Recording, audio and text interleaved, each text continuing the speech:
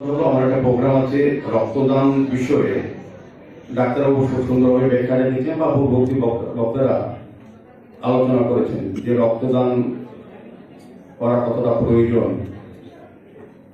এবং তার ফলে কিভাবে মানুষ উপকৃত হয়। আমি বলবো রক্তদান মহাদান এটা আমরা জানি, আর এর বেশি উদ্ভূত আমরা হয়েছি যার আজকে জন্মদিন। রাজ্যের মাননীয় মুখ্যমন্ত্রী সারা রাজ্যবাসীর কাছে, সমস্ত জনগণের কাছে, সমস্ত স্বেচ্ছাসেবী সংগঠন, ব্যক্তি প্রতিষ্ঠান, রাজনৈতিক দলের কাছে উনি আবেদন রেখেছিলেন যে রক্তদানে যাতে এগিয়ে আসে সবাই। কারণ আমরা জানি, ডাক্তারবাবুরা আছেন ভালো জানেন, আমাদের রাজ্যে 14টি ব্লাড ব্যাংক, সরকার অনুমোদিত 12টি, 2টি বেসরকারি। তো এই যোগান এবং চাহিদার মধ্যে ভারসাম্য রক্ষা করে এখানে রক্তদান উৎসব বা রক্তদান শিবির। স্বেচ্ছা যারা রক্তদান করেন তারপরে রক্ত স্বল্পতা যে ব্লাড ব্যাংকে থাকে সেগুলি পূরণ করা অনেকটাই সম্ভব হয়। তাই যিনি আহ্বান রেখেছেন ওনার পথকে অনুসরণ করার জন্য, এবং আজকে ওনার জন্মদিনে ক্যালেন্ডারের বাইরে গিয়ে বিভিন্ন সংস্থা, বিভিন্ন ব্যক্তি প্রতিষ্ঠান আজকে রক্তদান উৎসব বা রক্ত শিবিরের আয়োজন করেছে।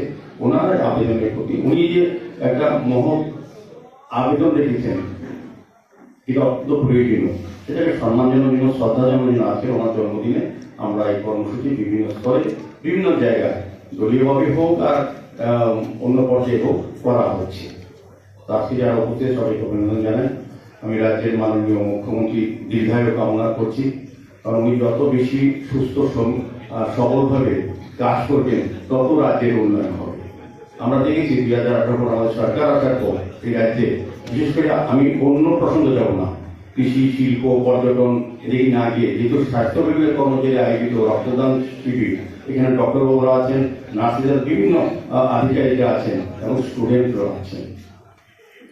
তো রক্ত কতটা প্রয়োজনীয় এটার জন্য আপনারা অনুধাবন করেন, এবং রক্ত দেওয়ার ক্ষেত্রে এখানে বলার চেষ্টা করেছি বক্তব্যটা, যারা আজকে রক্তদান করছেন আমি বলবো তাদের জীবনের শ্রেষ্ঠ কর্ম এবং শ্রেষ্ঠ মানব ধর্ম পালন করছেন, কারণ রক্তের কোনো বিকল্প হয় না। আমাদের সায়েন্টিস্টরা মঙ্গল গ্রহে, চন্দ্র গ্রহে, সূর্য বলতে চেষ্টা করছেন, গেছেন, কিন্তু রক্তের বিকল্প হচ্ছে মানবতা, মানসিকতা এবং আন্তরিকতা, মানুষের প্রতি মানুষের যে সহমর্মিতা এটা প্রকাশ করা হচ্ছে এই বিকল্প রক্তে। আর রক্তের মধ্যে কোনো জাত নেই, ধর্ম নেই। আজকে এখানে আমার ভালো লাগছে প্রিন্সিপাল সাহেবের আমার কথা বলা হয়েছিল যখন প্রোগ্রামের শুরুতে, এখানে 60টি রাজ্যের স্টুডেন্ট আছে রক্ত। আমরা বলি রক্তে জাত বা ধর্ম রাজ্য নেই, এটি প্রমাণ আজকে রক্তদান শিবিরে যারা স্টুডেন্টরা রক্তদান করবে তারা বিভিন্ন রাজ্যে বিভিন্ন